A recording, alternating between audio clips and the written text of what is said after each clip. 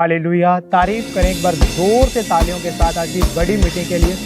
Thanks करते हैं परमेश्वर के जीवित नाम की महिमा देते हैं। आप जानते हैं कि आज प्रेयर माउंटेन की बड़ी मीटिंग है। आज प्रभु के दास भी हमारे बीच में ही है। अब जानते हैं परमेश्वर अपने दास के द्वारा लोगों की लाइफ में कैसे छुटकारे को भेज रहा है। लोग डिलीवरेंस को पा रहे हैं, बीमारियों से लोग आज़ाद हो रहे हैं, हीलिंग्स को पा रहे हैं। इस प्रकार से आज जैसे यहाँ से प्रार्थना शुरू होगी, जस्ट आज आपने फेथ करना है, क्योंकि जैसे लोग ऑनलाइन छुटकारे पा रहे हैं प्रेयर माउंटेन की प्रार्थनाओं के द्वारा, आज जैसे परमेश्वर के दास आप लोगों के लिए प्रार्थना करेंगे तो आपका छुटकारा श्योर है यीशु मसीह के सामर्थ्य नाम में। और आज ही आप अपनी बड़ी टेस्टमनी को पाएंगे यीशु मसीह के नाम में। आमीन। एक टेस्टमनी हमारे पास मौजूद है, उनकी लाइफ में भी परमेश्वर ने अपने दास के द्वारा बहुत बड़ा और अद्भुत काम किया है। आप ध्यान से उस टेस्टमनी को सुने कि कैसे परमेश्वर उनकी पूरी लाइफ को चेंज किया है और उनको एक नया जीवन दिया है। आइए सुनते हैं इस टेस्टमनी को। आप बताएं ब्रदर, क्या नाम है आपका? विक्की कुमार। और आप कहाँ से आए हो? अमृतसर से आए हैं। आपने बताया कि आप 24 साल पहले डिप्रेशन में चले गए थे, डिप्रेशन में, जिसके कारण आपने नशा करना शुरू कर दिया। हाँ जी। आप बताएं कैसे नशा आपकी लाइफ में शुरू हुआ और कौन कौन सा नशा करते थे आप? फैमिली दी प्रॉब्लम सी, घर दे विच झगड़ा हुंदा सी अच्छा। ते झगड़े तो ही मतलब मैं डिप्रेशन च आ गया ते मैं नशा करन लग पिया सी। अच्छा। ते नशा करदे करदे बहुत ज्यादा वध गया नशा। कौन कौन सा नशा आपने शुरू कर? नशा मेरा समैक तो लैके मेडिसिन नशा सारा ही सी। दारू पींदा सी, 2 पैकेट तंबाकू दे खत्म हो जांदे सारा दिन च। ते शराब पीनी। शराब, हाँ बीड़ी, जी, तंबाकू, और आपने साथ में मेडिकल नशे भी करने शुरू कर दिए। मेडिसिन नशे भी कर एक दिन में दिए। आप कितना नशा कर लेते थे? एक दिन में मैं 20 कैप्सूल खा जाता था। अच्छा। अगर पानी नहीं है तो थोकन वाली मैं कैप्सूल खा जाता था। 5-5 कैप्सूल थोकन वाली निकाल लेने। और साथ में मेरा शराब दारू जब मिल जाती तो वो भी पी लेता था। ऐसे नशा धीरे धीरे बढ़ता गया तो मैं डिप्रेशन में आ गया। तो आप काम क्या करते हैं वैसे? मेरा लकड़ी का काम था। जो आपकी सुबह होती थी, दिन की सुबह होती थी, नशे वो नशे से शुरू होती थी? नशे, सुबह उठते ही नशा करना पहले, हाँ। फिर फ्रेश होना, चाय पीनी। फिर तो अगर मान लो आपके पास नशा नहीं होता था तो फिर क्या होता था आपकी बॉडी में? फिर बहुत घबराहट होती थी, मैं मर जाऊंगा नशे के बगैर। अगर नशा नहीं मिला तो मर जाऊंगा मैं। तो जो आप कारपेंटर के काम से जितना कमाते थे वो सब नशे में जाता सारा ही? हाँ जी, तो फिर सारा। आपकी फैमिली कैसे चलती थी? फैमिली हॉस्पिटल, वाइफ मेरी सुनैना बैठी है। अच्छा। ये हॉस्पिटल जॉब करते थे तो बेटा भी इन्होंने मेरा पाला है। बेटा, मैं तो कुछ नहीं, घर के ध्यान ही नहीं था मेरा घर की तरफ। जब आपके पास नशा करने के लिए पैसे नहीं होते थे, फिर वाइफ से मांगने पैसे भी, मेरे को पैसे दो, मैंने नशा करना है, मैं मर जाऊंगा ऐसे। नशे को पूरा करना है मैंने। फैमिली ਨੂੰ बोलना भी मैं वापस दे दांगा तानू, हुण मैनू दे दो। सवेरे सवेर मेरे को रहा नहीं जान दिया, मैं नशा करना। क्यों? ऐसा क्या होता था आपकी बॉडी में? बॉडी बहुत सूख गई थी, बॉडी नशे के बगैर जी नहीं सकता था मैं। तो आपको ऐसी तलब लगती थी? ऐसी तलब लगती कि आप नशे के बिना आप जी नहीं पा रहे? आपने बताया कि आपने घर में से चीजें बेचना शुरू कर दी? घर में से भी हमने सिलेंडर 2 बेचे। अच्छा। फिर पंखे तो 2 छत वाले वो बेचे। कणक 2 क्विंटल बेची। और भी छोटा छोटा सामान बहुत बेचता रहा, जो हाथ में आया बेच देना मैंने। तो नशा पूरा कर लेना अपना। जब आप ज्यादा कर लेते थे नशा, हाँ जी, तो फिर तो फिट्स पड़ने शुरू हो गए थे? हाँ जी, दौरे पड़ने शुरू हो गए। वो कैसे हुआ था? वो ऐसे ही थुक नाल कैप्सूल में खा जाने तो मेरे गले चढ़ गए, दंद भी टुट गया मेरा। अच्छा। ਅੱਗੇ ਨੂੰ ਵੀ ਡੇਗ ਦੇਣਾ ਨਸ਼ੇ ਨੇ ਤੇ ਪਿੱਛੇ ਨੂੰ ਵੀ ਡੇਗ ਦਿੰਦਾ। ਮੈਨੂੰ ਡਿੱਗ ਜਾਣਾ ਮੈਂ, ਤੇ ਮੈਨੂੰ ਫਿਰ ਹੁੰਦਾ ਸੀ ਜਦੋਂ ਹੋਸ਼ ਆਉਂਦੀ ਸੀ, ਮੈਨੂੰ ਆਪਣਾ ਪਤਾ ਨਹੀਂ ਸੀ ਮੈਂ ਕੰਮ ਤੋਂ ਆਇਆ ਕਿ ਇੱਥੇ ਡਿੱਗਾ ਆ, ਮੈਂ ਕੰਮ ਤੋਂ ਆ ਕੇ ਡਿੱਗਾ ਆ ਜਾਂ ਕਿੱਧਰ ਨੂੰ ਜਾਣਾ ਮੈਂ। ਮੇਰਾ ਜਦੋਂ ਉੱਠਦਾ ਸੀ ਉਦੋਂ ਮੈਂ ਫਿਰ ਆਪਣਾ ਜਿੱਧਰ ਨੂੰ ਮਰਜ਼ੀ ਭੱਜ ਜਾਣਾ। ਮੈਨੂੰ ਮੇਰੇ ਗਲੀ ਵਾਲਿਆਂ ਵੇਖਣਾ ਤੇ ਉਹਨਾਂ ਆਵਾਜ਼ਾਂ ਮਾਰਨੀਆਂ, ਵਿੱਕੀ ਕਿੱਧਰ ਜਾਣਾ, ਤੇਰਾ ਘਰ ਇੱਧਰ ਆ, ਇੱਧਰ ਆ। ਤੇ ਮੈਨੂੰ ਉਹਨਾਂ ਨੇ ਫੜ के कार खड़ना।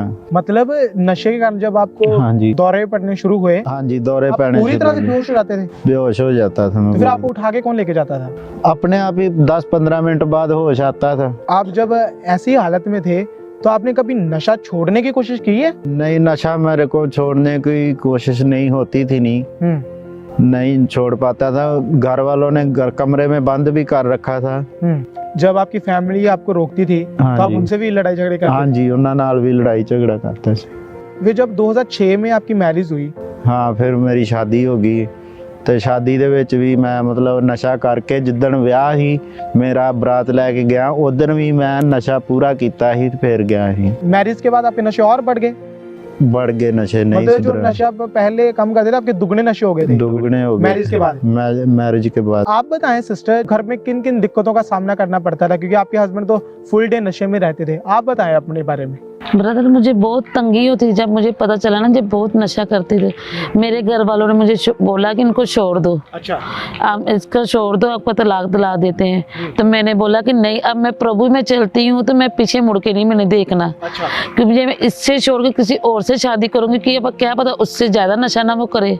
तो आप ये भी बता रहे हैं आपके घर वाले कहते थे इससे डिवोर्स ले ले, हाँ जी, नशे के कारण ही ऐसा होता था। हाँ जी। तो इस कंडीशन में आपको परमेश्वर के बारे में कैसे पता चला, अंकुर नरुला मिनिस्ट्री के बारे में कैसे पता चला? हाँ जी, ਮੇਰਾ ਤਾਏ ਦਾ ਲੜਕਾ ਸੀ, ਇੱਥੇ ਚਰਚ ਆਂਦਾ ਹੈ। हाँ। ਤੇ 2020 ਦੇ ਵਿੱਚ ਮੈਨੂੰ ਉਹਨਾਂ ਨੇ ਫਿਰ ਚਰਚ ਇੱਥੇ ਲਿਆਣਾ ਚਾਲੂ ਕੀਤਾ। जब आप पहली बार अंकुर नरुला मिनिस्ट्री में आए थे हाँ तब जी। क्या हुआ था आपके साथ? ਪਹਿਲੇ ਦਿਨ ਜਦੋਂ ਆਇਆ ਸੀ ਤੇ ਫਿਰ ਮੈਂ ਆਪਣੀਆਂ ਗਵਾਹੀਆਂ ਇੱਥੇ ਮਤਲਬ ਜਿੱਦਾਂ ਗਵਾਹੀਆਂ ਦਿੰਦੇ ਸੀ ਲੋਕੀ ਤੇ ਸੁਣਦਾ ਸੀ, ਮੈਂ ਰਿਸੀਵ ਕਰਦਾ ਸੀ ਤੇ ਮੈਨੂੰ ਵਿਸ਼ਵਾਸ ਹੋ ਗਿਆ ਵੀ मैं भी इत्थे आन डै पिया, मैं भी मेरी भी खुदा सुनेगा किस दिन। तो फिर ये भाई लगातार चर्च के साथ जुड़े रहे। फिर 1 नवंबर 2020 को ये भाई चर्च में मौजूद थे। उस दिन परमेश्वर के दास ने खास जो लोग नशा करते हैं उनके लिए प्रार्थना की थी। आइए देखते हैं उस सामर्थी प्रार्थना।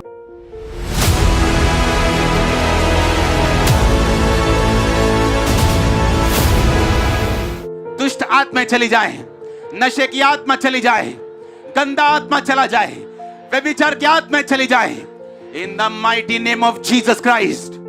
एक बार तारीफ करो जोर से सामर्थी प्रार्थना के लिए परमेश्वर के जीवित नाम को महिमा देते हुए। ब्रदर, आप बताएं, जब आपने इस प्रार्थना को रिसीव किया था उसके बाद क्या हुआ था आपकी लाइफ में? मैं अपने आप ਨੂੰ ਰਿਸੀਵ ਕੀਤੀ ਪ੍ਰਾਰਥਨਾ। अच्छा। ਤੇ ਮੈਂ ਹੌਲਾ ਹੋ ਗਿਆ ਸਰੀਰ ਮੇਰਾ ਤੇ ਮੈਂ ਮਤਲਬ ਆਪਣੇ ਆਪ ਨੂੰ ਮਹਿਸੂਸ ਕੀਤਾ ਵੀ ਮੈਂ ਠੀਕ ਹੋ ਗਿਆ। ਬਾਅਦ ਦੇ ਵਿੱਚ ਮੇਰੇ ਘਰ ਜਾ ਕੇ ਮੈਨੂੰ ਮਤਲਬ ਉਲਟੀਆਂ ਆਈਆਂ, अच्छा। ਹਰੇ ਰੰਗ ਦੀਆਂ। ਤੇ ਪਾਪਾ ਜੀ ਮੇਰੇ ਡੈਡੀ ਜੀ ਮੇਰੇ ਪੁੱਛਦੇ ਸੀ ਵੀ ਤੂੰ ਚਰਚ ਗਿਆ ਸੀ ਤੇ ਚਰਚ ਦੇ ਵਿੱਚ ਮਤਲਬ ਕਿੱਦਾਂ ਦਾ ਫੀਲ ਹੋਇਆ ਤੈਨੂੰ ਤੇ ਘਰ ਆ ਕੇ ਤੂੰ ਕੀ ਕਰਨ ਡਿਆ ਹੈ, ਕਿਉਂ ਫੇਰ ਨਸ਼ਾ ਕਰ ਆਇਆ ਹੈ?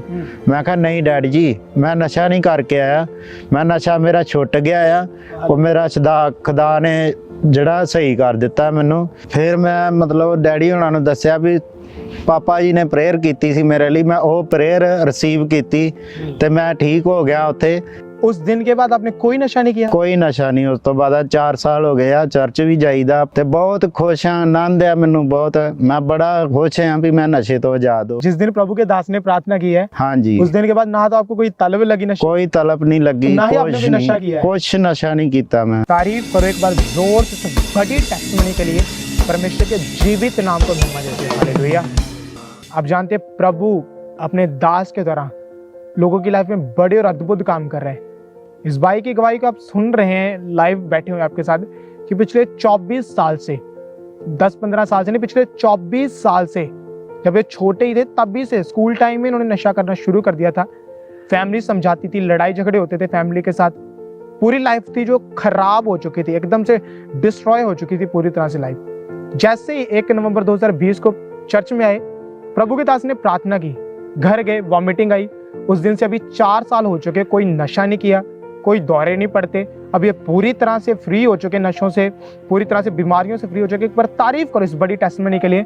आज जैसे ही परमेश्वर के दास यहाँ से प्रार्थना करेंगे, अब बस फेथ करें, विश्वास करें, जैसे परमेश्वर ने अपने दास की प्रार्थना के द्वारा इनकी लाइफ में काम किया है, आज परमेश्वर आपकी लाइफ में भी बड़े काम करेगा यीशु मसीह के नाम में, और आप भी इसी स्थान के ऊपर अपनी टेस्टिमनीज को देंगे यीशु मसीह के नाम में। आमीन।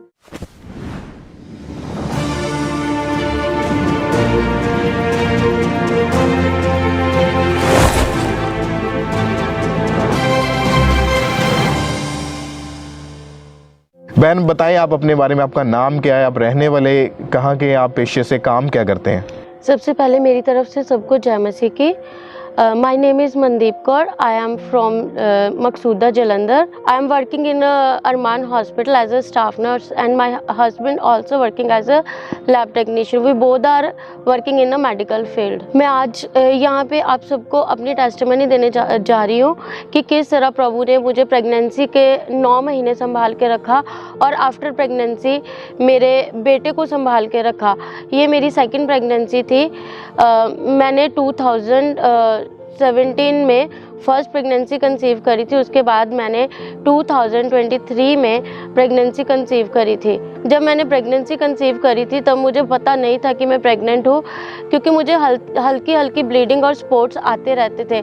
आफ्टर 2 मंथ्स जब मैंने अपने हस्बैंड के साथ डिस्कस करा कि मुझे लग रहा है कि मुझे पीरियड्स में कोई प्रॉब्लम है, क्योंकि ब्लैक कलर की डिस्कलरेशन हो रही है, ब्लड फ्रेश नहीं है, तो मेरे हस्बैंड ने बोला कि हम प्रेगनेंसी टेस्ट करवा के देख लेते हैं। जब मैंने प्रेगनेंसी टेस्ट करा तो मेरा टेस्ट पॉजिटिव आया। तो मैंने अपने वहाँ हॉस्पिटल में अपने गायनेकोलॉजिस्ट से बात करी, उन्होंने स्कैन करी। तो जब उन्होंने स्कैन करी उसमें मुझे एक डिजीज़ SCH जो कि सब करियोनिक हेमरेज है। इसमें जो बेबी सैक होता है उसकी लेयर और जो यूट्राइन वॉल होती है उसके बीच में ब्लीडिंग होनी शुरू हो जाती है। तो मैंने अपने गायनेकोलॉजिस्ट को बोला कि मैम मुझे क्या करना चाहिए, क्योंकि मेरा RH नेगेटिव फैक्टर भी पॉजिटिव था। तो जो मेरी बॉडी में टेस्ट करवाया, RH एंटीबॉडीज़ का लेवल 532 था।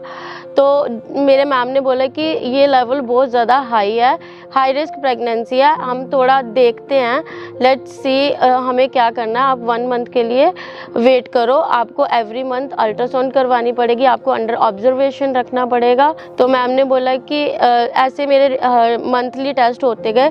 जब 5th मंथ में लेवल 2 की स्कैन हुई, जिसमें हम बॉडी पार्ट्स देखते हैं बेबी के, तो उन्होंने मुझे बोला कि आपको लगता है कि आपकी प्रेगनेंसी 5th मंथ की है। तो मैंने बोला जी बिल्कुल ये 5th मंथ की प्रेगनेंसी है। तो डॉक्टर ने बोला कि बच्चे के पार्ट्स अभी फुली डेवलप ही नहीं है, हमें ना तो आइज़ दिखाई दे रही है, ना ईयर्स दिखाई दे रहे हैं, और ना ही नोज़ दिखाई दे रही है, जो कि हमने देखनी होती है उसमें। और डॉक्टर ने ये बोल दिया था कि ये हाईली रिस्क है कि गर्भ के बीच में ही बच्चे को अनीमिया हो सकता है, मतलब अलग अलग तरह की उसको बीमारियां हो सकती है ड्यूरिंग प्रेगनेंसी। वो बोल रहे थे कि जो RH नेगेटिव फैक्टर है, इसका ये होता है कि जो ब्लड मदर का होता है वो बेबी पे अटैक करता है, और जो बेबी का ब्लड होता है वो मदर पे अटैक करता है। जो मदर का ब्लड होता है वो बेसिकली जो बेबी का ब्लड होता है उसको, उसके जो RBCs होते हैं, रेड ब्लड सेल्स होते हैं, उसको डिस्ट्रक्ट कर देता है, जिससे क्या होता है एनीमिया होने के चांसेस होते हैं।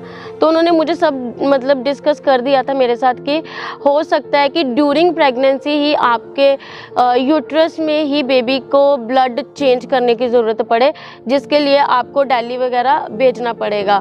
और ऐसे डे बाय डे जैसे दिन निकलते गए, मेरी प्रेगनेंसी का जब 8th मंथ लास्ट था तो मुझे अचानक से फीटल मूवमेंट्स होनी कम हो गई। मैंने अपने हस्बैंड को बोला, वो ड्यूटी पे थे, मैंने बोला कि मुझे फीटल मूवमेंट्स नहीं हो रही हैं।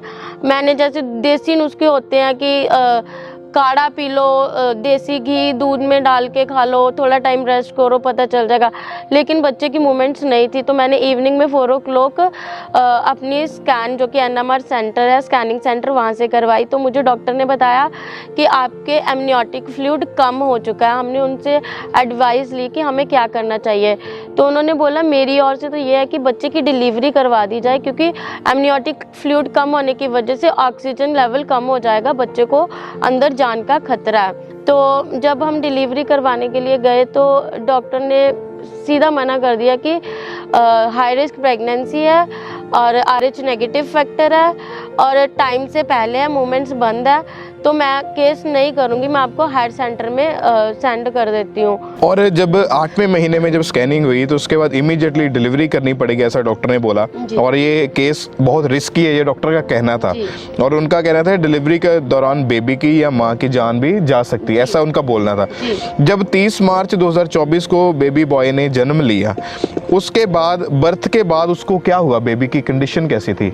जैसे बर्थ हुआ मैंने तो अपने बेटे का मुंह देखा भी नहीं था। उसको मतलब कि इमीडिएटली डॉक्टर ने बोला कि 4.4 बिलीरुबिन लेवल है, इसको हमें इमीडिएटली निकू में रखना पड़ेगा, न्यूनेटल इंटेंसिव केयर यूनिट में रखना पड़ेगा।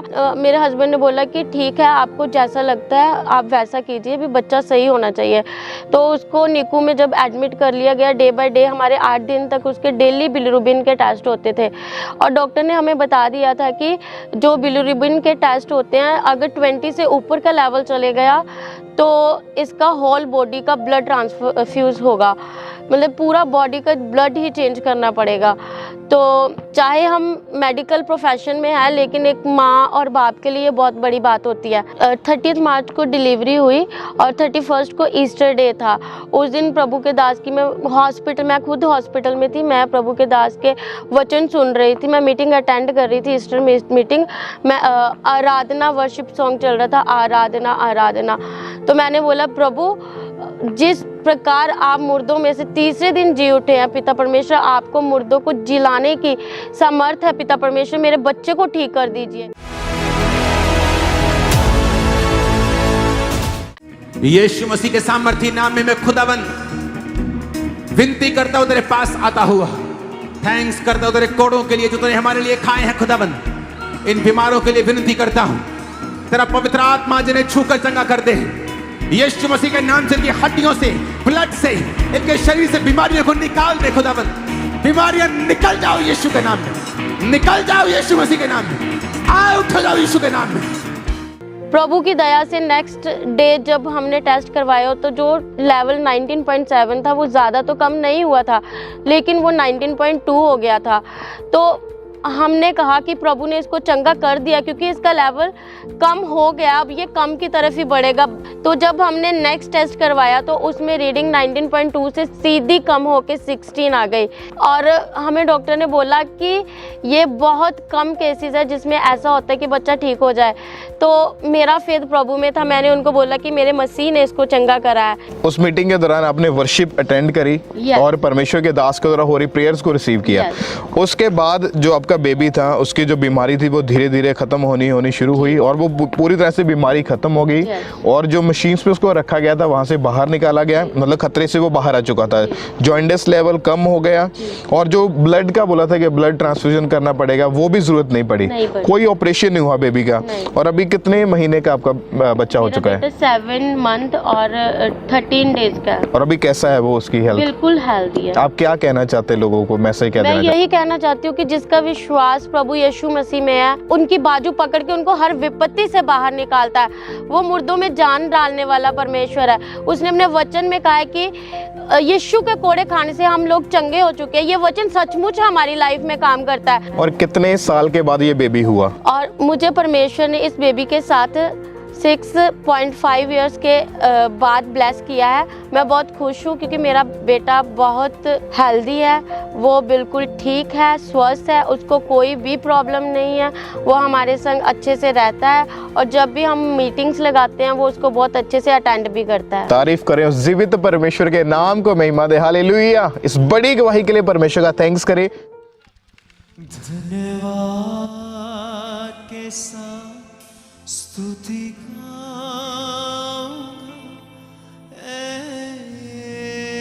यीशु मेरे खुदा, धन्यवाद स्तुति